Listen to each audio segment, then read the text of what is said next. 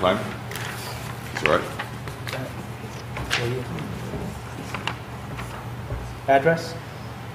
8 Topland Road, Hartsdale. Hartsdale?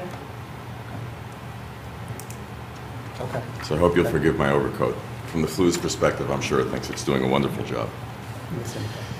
In contrast to a separate letter I'd like to read you, I disagree with the performance and activities before the Ethics Board because instead of exonerating the mayor, which would have been perfectly wonderful, they created further doubt and the appearance of a cover-up through obfuscation of the questions to be asked. And here's how. The first question posed by Deputy Mayor Jovanovich was, did Mayor French seek or receive preferential treatment by city employees in the granting of star exemptions for his properties at 13 Richard Place and 46 Meadow Place? No one disputes that the star exemption was received prior to the mayor's tenure, so the question was irrelevant and answered nothing. The question by itself creates an appearance of impropriety because you don't have to be a political science major or an attorney to understand that nothing which happened in the 1990s could have anything to do with an allegation of an improper exemption existing today. The question is whether the mayor violated his obligations as mayor by allowing those exemptions to exist today while he was mayor. While he is mayor. You can argue about whether he should have self-reported. That's an issue. You can argue about whether it creates a conflict for the mayor to address building department and tax issues when he is in violation of the code himself, and that's an issue. In fact, those are the issues. But to inquire whether he received special treatment for something in the 1990s or at any time prior to his being mayor is ludicrous and insulting to all the people watching. They're not on the telephone with each other at the same time saying to themselves whether that's the appropriate question. They're asking themselves, did I just hear that? And instead of wondering about the issue itself, they're wondering if they're being gaslighted. And in fact, they are by virtue of the question. That question was irrelevant, and if you want to ask something which matters, the question to ask is not whether someone was appropriately vetted, but whether someone sitting who has violated a law in such a way should be sitting in judgment of laws and creating laws which may impact his own present actual standing, not just possible or general community financial standings. The ethics issue to ask is whether it was proper for the mayor or any elected official to continue to hold office based upon a now undisputed wrongdoing for which most regular citizens would have received different treatment. And whether the mayor received special treatment now because he is the mayor.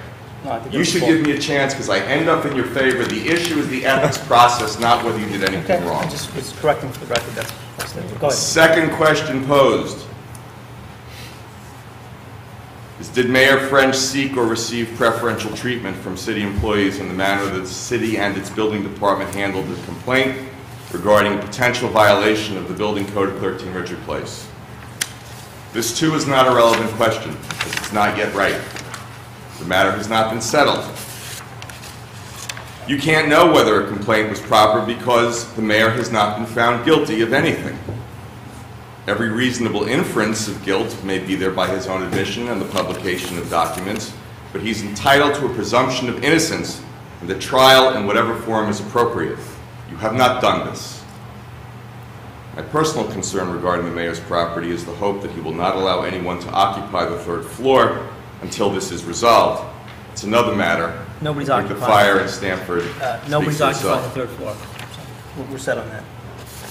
So the issue to address is whether the documents sought under the FOIL and title reports were manipulated, hidden, or otherwise not disclosed, who did so, and whether the mayor was involved in the attempted cover-up. If so, that's a problem. If not, that's wonderful for the mayor, but not so much for the city employees. Those documents did not just get up and walk away and then walk back. And that is an important and separate investigation that may not involve the mayor at all. And again, it comes to this question of conflict of interest. Should someone who has building violations be voting on laws dealing with not just building codes, but the enforcement of building codes? Here, Hen Island is in fact a perfect example, because no matter what you may excrete about Ray Tartaglione wanting to turn it into high-priced condos, he is not the issue. He does not hold office. He does not hold himself to be anything other than a taxpayer. The issue is, how can the mayor preside over a body addressing legislation and enforcement when he himself appears to not have been the subject of such enforcement? You must see how it appears that someone who is in violation of the building codes, who then votes against enforcement, gives the appearance of having a conflict of interest, even if doing so behind the guise of a court ruling. Those are the issues an honest inquiry would address.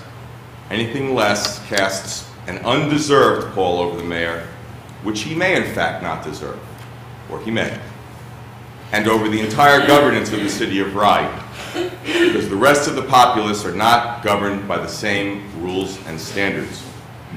That is what is at stake here.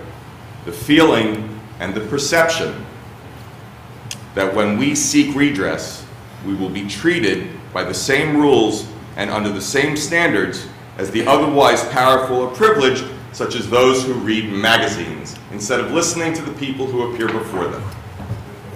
The mayor is entitled to a detailed description of proper, relevant allegations. Mr. Glass, just a minute. And I heard you in a full and fair hearing, and I'm 6 minutes behind the other gentleman. Well, and to be exonerated or adjudged based upon that. Democracy is slow, expensive, inefficient, and often inconvenient, Deputy Mayor Jovanovich, even though you may point out correctly that there are very important things to be handled. No one knows the inconvenience and slowness better than Jimmy D'Amico, Ray Tartaglione, and Robert W. Schubert. You know, I have offered you a path toward the allegations. I hope for everyone's benefit that you will step onto that path. all right, thank you, sir. quick question. I know you don't say Hen Island is relevant, but you bring it up every time. And I'm beginning to wonder if this is sort of the pea end of the mattress.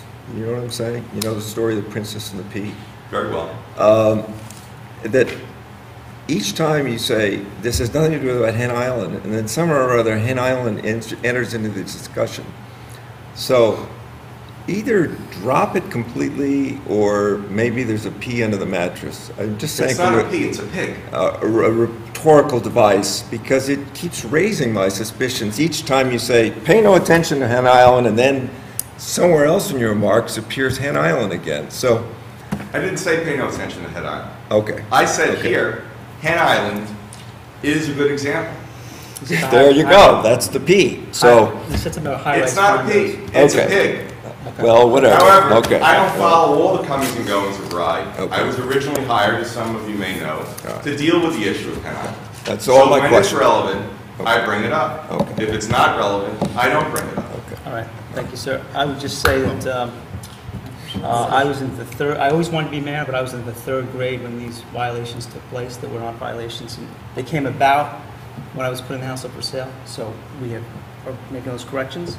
And did I not say that they were allegations and you were entitled to a full and fair hearing? We've had that full and fair hearing. Richard? Yeah, I just want to say, you know, if anybody wants to put up the money for an investigator, I'd be willing to, I can give a list of 3. So anybody wants to put their money up, just give the check to that man. Once it clears, I'll give you the 3 names, you can select one. It's not our responsibility to find the money. It's your responsibility to uphold the law, irrespective of how inefficient, unseemly, unpleasant, or expensive that may be. Democracy has 2 components: the integrity with which it operates and the operations itself. Due process, miserably, for all of you lawyers up there can remind each other, is nothing more than the process that is due. That's the best description that we have. That's right. The fact that it costs money is irrelevant. The fact that it's inconvenient is irrelevant. You tell that to Jimmy D'Amico. You tell that to Ray Tartaglione. You tell it to Robert Schubert, upon whom you never took the appropriate vote. Did nothing. First of all, it's Mr. Amico, not Amico. All right, Richard. It's all, He's not hopping up and down, neither Well, should you. you know, Correct the me. reason why we never took the appropriate Thank you vote very much. is before we got in office, we were hit with a $5 million lawsuit. And that's a fact. I'm in Greenberg. We got hit with a Mr. $14 million Schulte. lawsuit, and somehow we still managed to operate. Mr. Schulte,